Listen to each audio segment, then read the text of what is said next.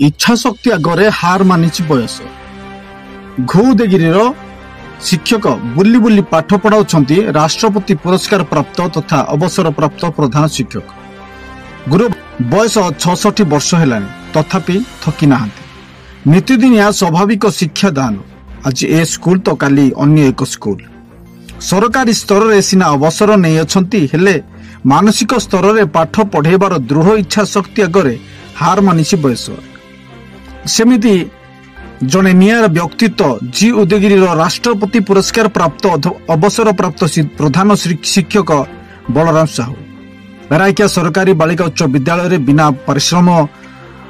बिना पारिश्रमिक से शिक्षादान करियछंती बोली प्रधान शिक्षक प्रकाश करियछंती। या व्यतीत से निजे विभिन्न प्रकार विज्ञान उपकरण धरी जेकोसी विद्यालय रे पहुंची जाती आउ निज जगाड़ू विभिन्न विज्ञान और विभिन्न उपकरण बाहर करी परीक्षामूलक भाव पिला पढ़ाई था जहाँ छात्र छात्री सहजरे ग्रहण कर बेले जीवन सारा मन रखा सहज होता है।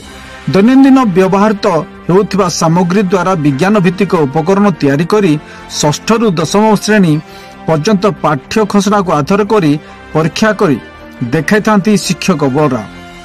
पिलामानक भल पाइबा आगे बयस जनित असुस्थता हार मानिछि। शिक्षा प्रति एभली मनोभाव कारण से स्थानीय अंचल तथा जिला स्तरीय राज्य स्तरीय तथा राष्ट्रपति पुरस्कार सम्मानित होइछन्ति।